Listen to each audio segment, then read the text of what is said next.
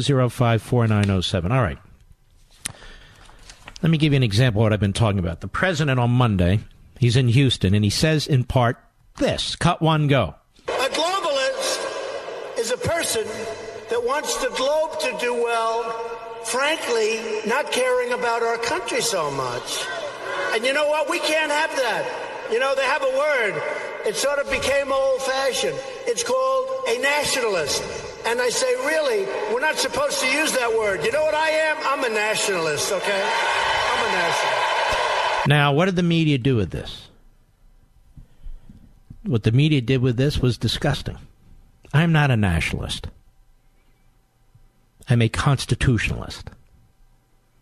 I believe in Americanism.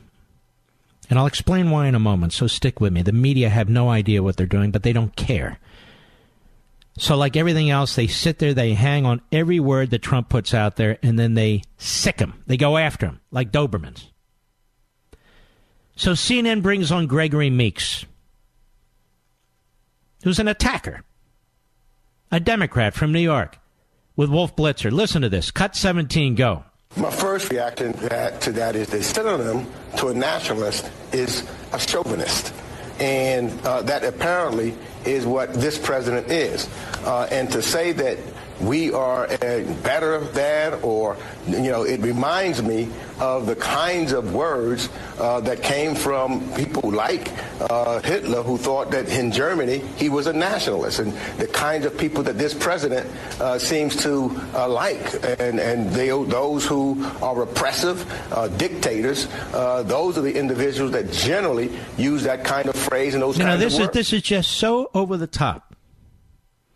And CNN gives him voice. It reminds this guy of Hitler.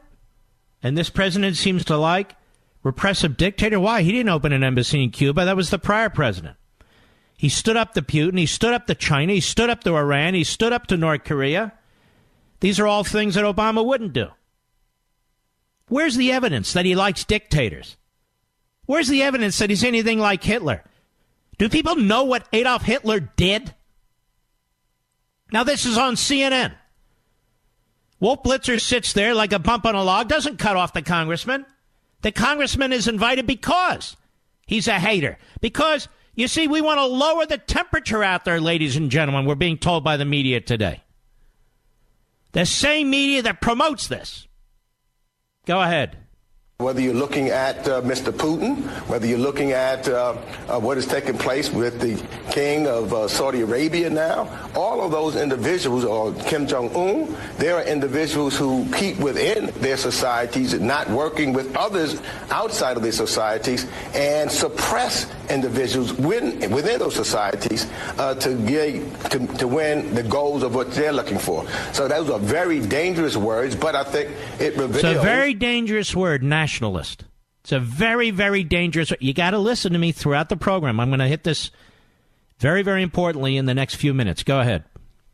We know this president is. Well, I just want to be precise, Congressman. You're making a comparison between the President of the United States and Hitler, and I want you to explain exactly what you mean, because obviously this is controversial. Well, what I'm saying is that using the word of nationalism, and a nationalist, meaning that, when you listen to Hitler, he was talking about German for the Germans, and that's it. Oh, come on. And Franklin Roosevelt was looking at America for the Americans.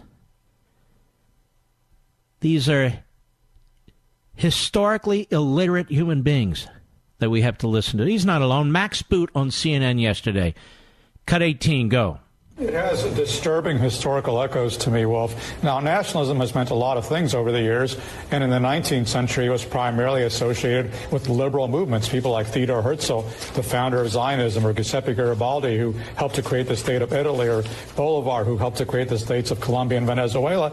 But in the 20th century, nationalism has taken on a much darker, much more negative connotation, being associated essentially with fascist movements. And you think of nationalists, you think of people like Franco and Mussolini and Hitler and Pinochet. Those are not exactly people that the president of the United States would typically be emulating. And that's why it's very hard for me to think of people in U.S. history who have described themselves as nationalists. This has not been a popular term. Okay. Well, I'll explain one, a very big one, who was in the 20th century, in a moment. Then we have Joe Scarborough, a really loathsome individual. Cut 19, go. I want to read this. This is referencing nobody. All right. So please, my beloved viewers out there, do not draw a parallel between what is said here and anybody. So he's doing this to attack Trump. And he thinks he's clever by saying, don't draw a parallel. Well, why else would he be doing it? Just to give us a history lesson on Hitler? Go ahead. That would hurt me very deeply, and you don't want to hurt me deeply. I don't want to weep on the show. So this doesn't relate to anybody whatsoever. It's just going through reams and reams and volumes. I love World War II, and big Churchill fan. Love what Rosa. So I was reading this.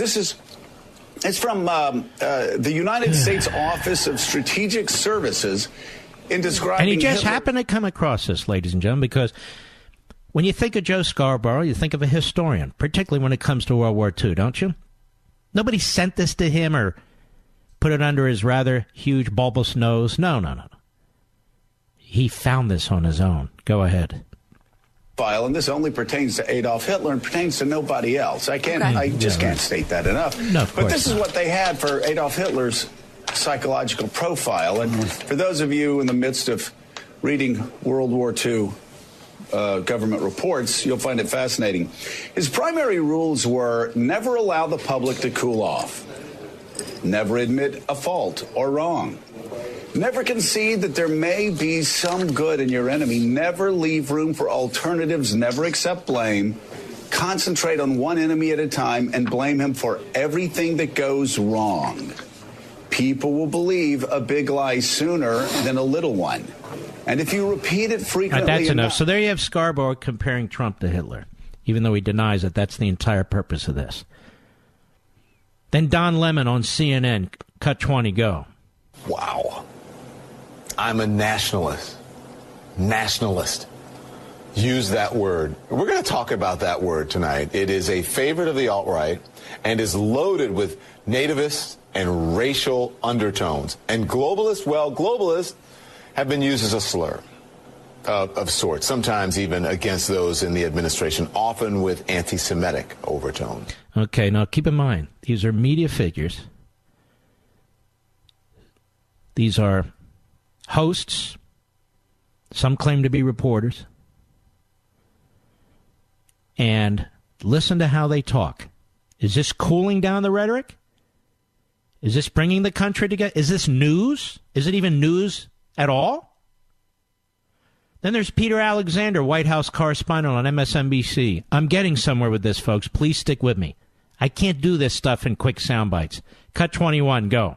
And Peter, can I ask you also about his using the word nationalist, saying, out loud, I am a nationalist. How does the president kind of conceive of that term? Because it doesn't in many ways have racial undertones.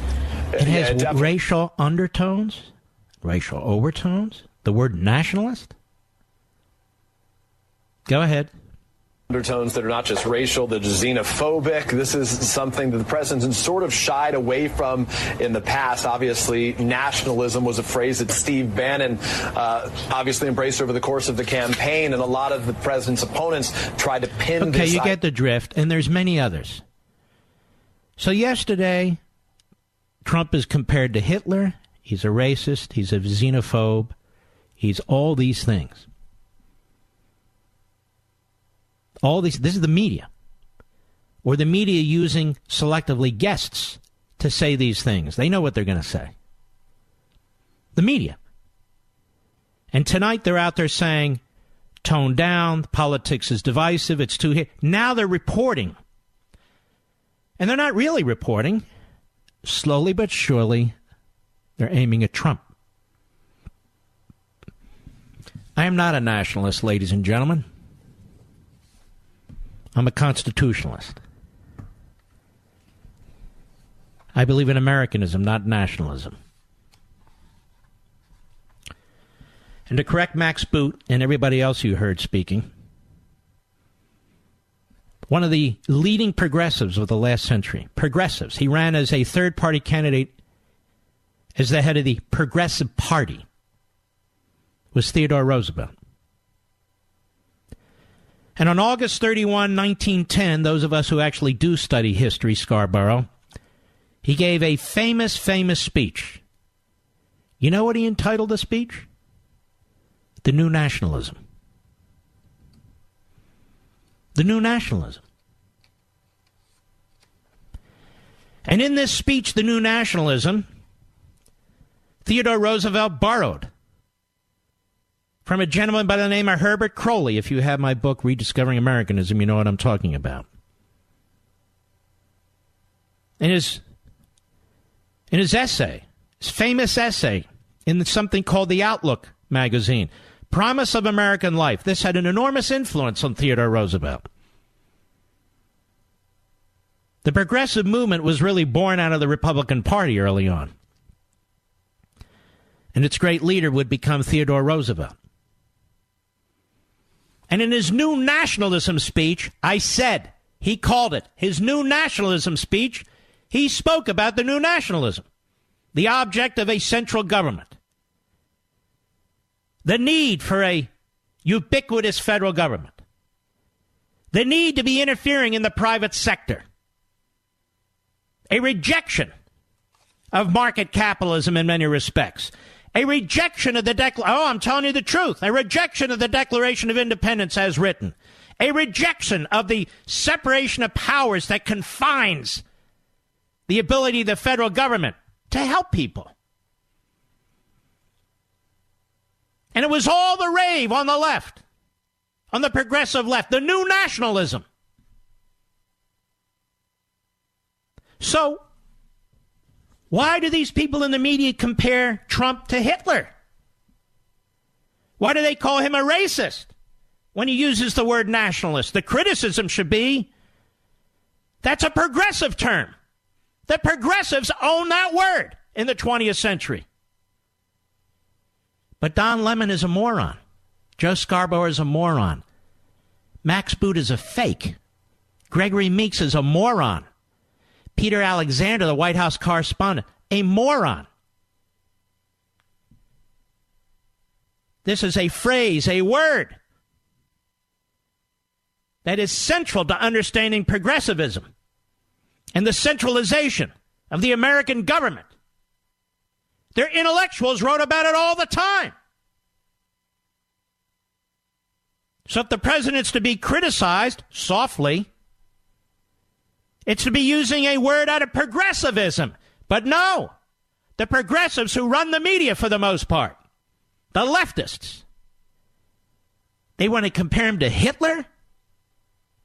Hitler? Hitler who rounded up millions and millions of people and slaughtered them?